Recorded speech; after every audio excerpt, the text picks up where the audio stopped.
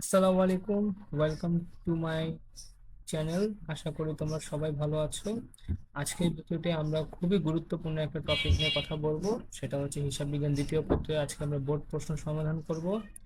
এই টপিকটা অনেক একটু কঠিন মনে করে, কিন্তু আজকে আমরা একদম সহজভাবে ধাপে ধাপে বুঝবো। তো দেখো, প্রথমে আমরা ঢাকা বোর্ড 2024 সালে যে প্রশ্নটা দেখতে পাচ্ছি, সেখানে কি লেখা আছে? ক খ গ কোম্পানি একটি অনুমোদিত মূলধন 10 লক্ষ টাকা, যা প্রতিটি 10 টাকা মূল্যের 1 লক্ষ শেয়ারে বিভক্ত। 2023 সালের 31 ডিসেম্বর তারিখে কোম্পানি নিম্নলিখিত। দেখো, এখানে কোম্পানির নাম রেওমিল দেওয়া আছে, একটা তারিখ দেওয়া আছে।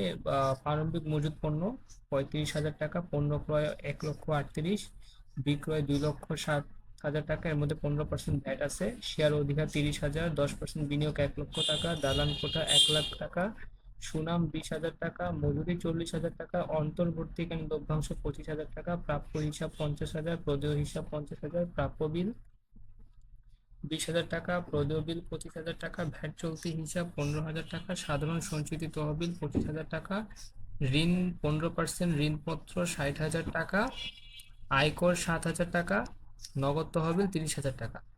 এরপর দেখো, আসবাবপত্র 35,000 টাকা, শেয়ার মূলধন 1,60,000 টাকা, সংরক্ষিত আয়ের যে 28,000 টাকা। সমন্বয় সমূহতে বলা হয়েছে সমাপনী মজুত পণ্য মূল্যায়ন করা হয়েছে 1,40,000 টাকা, বকেয়া মজুরি 5,000 টাকা, প্রাপ্য হিসাব 2,000 টাকা আদায়যোগ্য নয়, অবশিষ্ট প্রাপ্য হিসাবের উপর 5% অনাদায়ী পাওনা সঞ্চয় ধার্য করতে হবে। আর সর্বশেষ সমন্বয় হচ্ছে আমাদের আসবাবপত্রের উপর 10% অবশ্যই ধার্য করতে হবে। ক নাম্বার প্রশ্নটা বলেছে ভ্যাট চলতি হিসাব প্রস্তুত করো। আচ্ছা, কোনো একটা হিসাব প্রস্তুত করা অর্থ হচ্ছে আমাদেরকে খতিয়ান তৈরি করতে বলছে। তো আমরা জানি খতিয়ান দুই প্রকার, দুইটা ছকের মাধ্যমে আমরা করতে পারি, একটা হচ্ছে টি ছক, একটা হচ্ছে চলমান জেড ছক।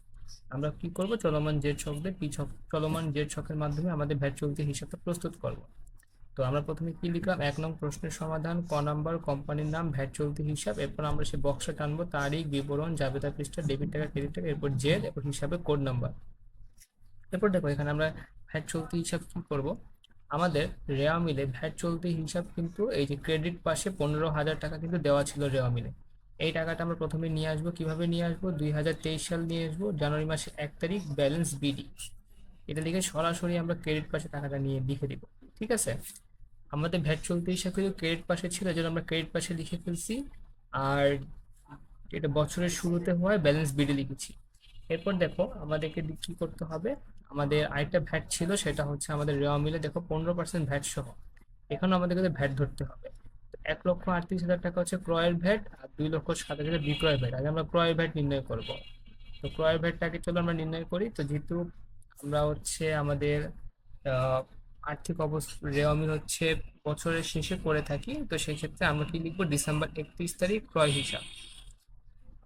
1,38,000 টাকা, এটা আমাদের রেওয়া মিলে দেওয়া ছিল। এরপর 15% ভ্যাট, তার মানে 15% হচ্ছে গুণ 15 ভাগ 115। ঠিক আছে, যদি আমরা এই ক্যালকুলেশনটা করি তাহলে আমাদের কত টাকা আসে, 18,000 টাকা। এখন দেখো, 15,000 টাকা কিন্তু আমাদের ক্রেডিট ছিল, 18,000 টাকা কিন্তু ডেবিট হয়েছে। তাহলে কি বড় কোনটা? ডেবিট টাকা বড় না? এই জন্য আমরা কি করবো, এদের মাঝে যে ব্যবধানটা, এটা আমরা কি করবো, ডেবিট পাশে লিখে দিব। কারণ ডেবিট পাশ বড়, এই জন্য আমরা ডেবিট পাশে লিখছি। আচ্ছা, এরপর দেখো আমরা কি লিখবো, ডিসেম্বর 31 তারিখ বিক্রয় হিসাব। এটা আমরা রেওয়া মিল থেকে নিয়ে আসছি। এই যে রেওয়া মিল থেকে নিয়ে আসছি যে পণ্য বিক্রয় 2,07,000 টাকা, এর উপর 15% ভ্যাট দেওয়া আছে। তো এটা কি করবো, এটার সাথে আমরা 15 গুণ করবো, আর 115 ভাগ করবো। তো কত টাকা আসে, 27,000 টাকা আসে। এবার এখানে দেখো, ডেবিট পাস হচ্ছে 3,000 টাকা, ক্রেডিট পাস হচ্ছে 27,000 টাকা। বড় কোনটা? বড় হচ্ছে তোমার ক্রেডিট পাস। তো আমরা আমাদের ব্যবধানটা কি করব, ক্রেডিট পাশে 24,000 টাকা লিখে দেবো। ঠিক আছে, এই হলো আমাদের ভ্যাট চলতি হিসাব। এখন আমরা করব খ নাম্বার প্রশ্নতে চলে যাব, যে লিখছে আয় বিবরণীর মাধ্যমে মোট লাভ বা মোট ক্ষতি নির্ণয় করো। ঠিক আছে, তো ফার্স্টে আমরা কি লিখবো, খ নাম্বার লিখবো, কোম্পানির নাম লিখবো, বিষয়দায় বিবরণী আংশিক লিখবো। আংশিক কেন লিখবো, এখানে কিন্তু আমাদের মোট লাভ বা মোট ক্ষতি বের করতে বলছে। ঠিক আছে, এই জন্য পুরোটা বলেনি, একটা ধাপ বের করতে বলছে। তো তারপর আমরা লিখবো হচ্ছে 2023 সালের 31 ডিসেম্বর সমাপ্ত বছরের জন্য। ঠিক আছে, এই লাইনটা আমরা অবশ্যই লিখবো। এরপর আমরা আমাদের বক্সে টানবো বিবরণ টাকা টাকা। এবার দেখো, শুরুর দিকে আমরা বিক্রয় নিয়ে আসবো 2,07,000 টাকা। কোথা থেকে আনছি, রেওয়া মিল থেকে আনছি। এরপর আমরা কি করবো, ভ্যাটটা বাদ দিব। এই ভ্যাটটা আমরা কোথা থেকে পেয়েছি, দেখো ক হতে প্রাপ্ত। এই যে আমরা বিক্রয় থেকে 2,07,000-এর সাথে যে ক্যালকুলেশন করে যে 27,000 টাকা পেয়েছিলাম, এই 27,000 টাকা এই ভ্যাটের মধ্যে নিয়ে আসবো। তো আমাদের বিক্রয় হয়েছিল 2,07,000 টাকা, তার সাথে আমরা কি করব, ভ্যাটটা বাদ দিয়ে দিব। তো বাদ দিয়ে দিলে আমাদের কত টাকা থাকে, 1,80,000 টাকা। এটা আমাদের কি নিট বিক্রয়। এরপর আমরা লিখবো হচ্ছে বিক্রিত পণ্যের ব্যয়। মজুত পণ্য 1/1/23, তখন আমরা 1/1/23 2023 অর্থ হচ্ছে এটা তোমার প্রারম্ভিক মজুত পণ্য, ঠিক আছে। এটা প্রারম্ভিক মজুত পণ্য, রেওয়া মিলে দেওয়া ছিল 35,000 টাকা। পণ্য ক্রয়, এটাও আমরা রেওয়া মিল থেকে নিয়ে আসছি কত টাকা, 1,38,000 টাকা। তারপরে বাদ ভ্যাট ক হতে প্রাপ্ত, এই ভ্যাটটা কোথা থেকে নিয়ে আসছি, যে যে এটা 18,000 টাকা, এখান থেকে এই ভ্যাটটা নিয়ে আসছি। তো আমরা যদি এই জিনিসটা বিয়োগ করি তাহলে আমাদের কত আসে, 1,20,000 টাকা। 1,20,000 টাকার নাম হচ্ছে নিট ক্রয়। আমাদের নিট বিক্রয় ছিল 1,80,000 টাকা, নিট ক্রয় হয়েছে 1,20,000 টাকা। এরপর আমরা কি করব, মজুরি রেওয়া মিল থেকে নিয়ে আসছি 40,000 টাকা। এরপর হচ্ছে সমন্বয়তে দেখো বলা ছিল 2 নং সমন্বয়তে যে বকেয়া মজুরি 5,000 টাকা। আমরা কি করব, বকেয়া যোগ করব। তো এই বকেয়া কি করবো, 5,000 টাকা 40,000 যোগ করলে আসে 45,000 টাকা। এরপর আমরা এই 35,000 টাকা, 1,20,000 টাকা, 45,000 টাকা, তিনটা সংখ্যা যোগ করলে আমাদের আসে হচ্ছে 2 লক্ষ টাকা। এই 2 লক্ষ টাকার সাথে আমরা কি করব, সমাপনী মজুত পণ্য বাদ দিব। সমাপনী মজুত পণ্য কোথায় দেওয়া আছে, সমন্বয়তে বলে দিছে সমাপনী মজুত পণ্য মূল্যায়ন করা হয়েছে 1,40,000 টাকা। এই টাকাটা আমরা করব কি, এখানে নিয়ে এসেছি 1,40,000 টাকা। তাহলে 2 লক্ষ সাথে 1,40,000 টাকা বাদ দিলে থাকে 60,000 টাকা। এই 60,000 টাকা কি, আমাদের বিক্রিত পণ্যের ব্যয়। এই 60,000 টাকার নাম হচ্ছে বিক্রিত পণ্যের ব্যয়। আমাদের নিট বিক্রয় ছিল 1,80,000 টাকা, বিক্রিত পণ্যের ব্যয় হচ্ছে 60,000 টাকা। দুইটা বিয়োগ করলে আসে 1,20,000 টাকা, এটা হচ্ছে আমাদের মোট মুনাফা। তাহলে আমাদের মোট মুনাফা হচ্ছে 1,20,000 টাকা। এরপরে দেখো আমাদের গ নাম্বার প্রশ্নতে বলছে আর্থিক অবস্থার বিবরণীর মাধ্যমে কোম্পানির মোট সম্পত্তির পরিমাণ নির্ণয় করো। আমাদের শুধু সম্পদ পাঁচটা বের করতে বলছে, তার মানে এটাও আংশিক। ঠিক আছে, তো আমরা প্রথমে কিভাবে সমাধানটা করব, কোম্পানির নাম লিখছি, আর্থিক অবস্থা বিবরণী আংশিক লিখছি, এরপর 31 ডিসেম্বর 2023 সাল দিছি। এটা কিন্তু তারিখে প্রস্তুত করছি, কোনোভাবে এখানে কিন্তু সমাপ্ত বছর লেখা যাবে না। ঠিক আছে, তো আমরা আমাদের বক্সটা টানছি, টানার পর আমরা কি করলাম, হিসাবে একটা শিরোনাম দিছি যেটা হচ্ছে সম্পত্তি সমূহ। সম্পত্তি সমূহের মধ্যে হচ্ছে প্রথম যে আমরা প্রকারভেদ স্থায়ী সম্পদটা বের করব। স্থায়ী সম্পদে প্রথমে কি, আসবাবপত্র। আসবাবপত্র কোথায় দেওয়া আছে, এই যে আমাদের রেওয়া মিলে 35,000 টাকা আসবাবপত্র দেওয়া আছে, এটা আমরা নিয়ে আসছি, নিয়ে আসলাম। এরপর আমরা কি করব, পুঞ্জীবিত অপচয় বের করব। কেন বের করব, দেখো এখানে সমন্বয় শেষে বলছে আসবাবপত্রের উপর 10% অপচয় ধার্য করতে হবে।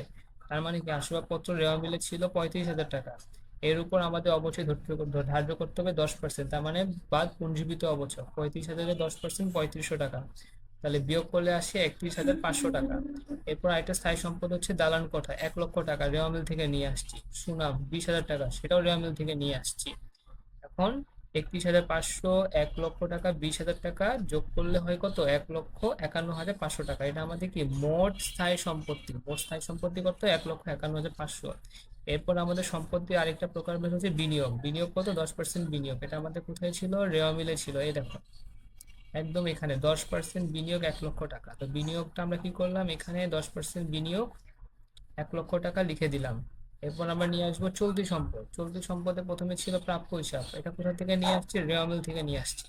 এরপর দেখো বাদ অনাদায় পাওনা, এটা কোথায় ছিল, দেখো এখানে রেওয়া মিলে একটা কথা লেখা ছিল, প্রাপ্য হিসাব 2,000 টাকা আদায়যোগ্য নয়। তার মানে হচ্ছে প্রাপ্য হিসাব মানে হচ্ছে আমরা যখন কোনো পণ্য ধারে কারো কাছে বিক্রি করি, ওখান থেকে যে পরিমাণ টাকা আমরা মানে গ্রাহকের কাছ থেকে পাবো না, সেটাই হচ্ছে আমাদের অনাদায়ী পাওনা। তার মানে প্রাপ্য হিসাবের যে টাকাটা ছিল তার মধ্যে 2,000 টাকা আমরা পাবো না, এই জন্য এটা আমাদের জন্য একটা ক্ষতি বা একটা খরচ। এই জন্য আমরা কি লিখছি, বাদ অনাদায়ী পাওনা, মানে এই টাকাটা আমরা গ্রাহকের কাছ থেকে পাবো না। এই জন্য আমরা কি করছি, 50,000-এর সাথে 2,000 টাকা বাদ দিছি, তো কত টাকা আসে, 48,000 টাকা। এরপর দেখো এখানে কি বলছে, অবশিষ্ট প্রাপ্য হিসাবের উপর 5% অনাদায়ী পাওনা সঞ্চিত ধার্য করো। এখানে অবশিষ্ট প্রাপ্য হিসাবের উপর বলতে কিন্তু আমরা কিন্তু রেওয়া মিলের যে টাকাটার 50,000 টাকা দেওয়া আছে সেটার উপর কিন্তু আমরা 5% সঞ্চিত ধরতে পারবো না। আমাদেরকে 50,000-এর সাথে যে 2,000 টাকা যে ক্ষতি হয়েছিল সেটা বিয়োগ করার পর যে টাকা আসছে 48,000 টাকা, এটার উপর 5% ধরতে হবে। এই 48,000 টাকাই হচ্ছে আমাদের অবশিষ্ট প্রাপ্য হিসাব, যার উপর আমরা 5% অনাদায়ী পাওনা সঞ্চিত ধরবো। আর আরেকটা জিনিস মনে রাখবা, যখনই আমাদের সমন্বয়তে অনাদায়ী পাওনা সঞ্চিতি ধার্য করতে বলবে, সেটা হচ্ছে আমাদের জন্য নতুন অনাদায়ী পাওনা সঞ্চিতি। এই জন্য আমরা কি লিখছি, বাদ নতুন অনাদায়ী পাওনা সঞ্চিতি। এই 48,000 টাকার 5% হচ্ছে 2400 টাকা, তাহলে বিয়োগ করলে আসে 45,600 টাকা। এরপর আমাদের হচ্ছে প্রাপ্য বিল 20,000 টাকা রেওয়া মিল থেকে নিয়ে আসছি, নগদ তহবিল 30,000 টাকা রেওয়া মিল থেকে নিয়ে আসছি, প্রাপ্য বিনিয়োগের সুদ এটা কোথা থেকে নিয়ে আসছি, দেখো এই যে আমরা 10% যে বিনিয়োগ করছি না, এই বিনিয়োগে কিন্তু আমাদের সুদ দেওয়া হয় না, এটা আমরা পাবো না, পাবো তো ভবিষ্যতে তো পাবো। তো এই 1,00,000 টাকা 10% হচ্ছে তোমার কত, 10,000 টাকা। তো এই জন্য আমরা এটা কি লিখছি, প্রাপ্য বিনিয়োগের সুদ।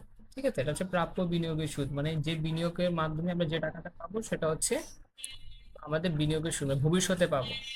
এরপর সমাপনী মজুদ পণ্য সমন্বয় থেকে নিয়ে আসছি 1,40,000 টাকা। তাহলে আমাদের 45,600 টাকা প্রাপ্য হিসাব, প্রাপ্য বিল, নগদ তহবিল, প্রাপ্য বিনিয়োগের সুদ, সমাপনী মজুদ পণ্য, এই টাকাগুলো যোগ করলে আসে 2,45,600 টাকা। তাহলে স্থায়ী সম্পদ ছিল 1,51,500, বিনিয়োগ ছিল 1,00,000 টাকা, চলতি সম্পদ হচ্ছে 2,45,600, তাহলে আমাদের মোট সম্পদ হচ্ছে 4,97,100 টাকা। তো তোমরা যদি এই ভিডিও থেকে কিছু শিখে থাকো তাহলে একটা লাইক দিতে ভুলো না, কমেন্টে জানাও কেমন লাগলো তোমাদের বা কি বিষয় ভিডিও সব ভবিষ্যতে। আর হ্যাঁ, চ্যানেলকে সাবস্ক্রাইব করে পাশে থেকো যেন তোমার পরের ভিডিও একদম মিস না হয়। তোমার সময়, মনোযোগ দুটোই অনেক দামি, সেটা পড়াশোনায় দাও।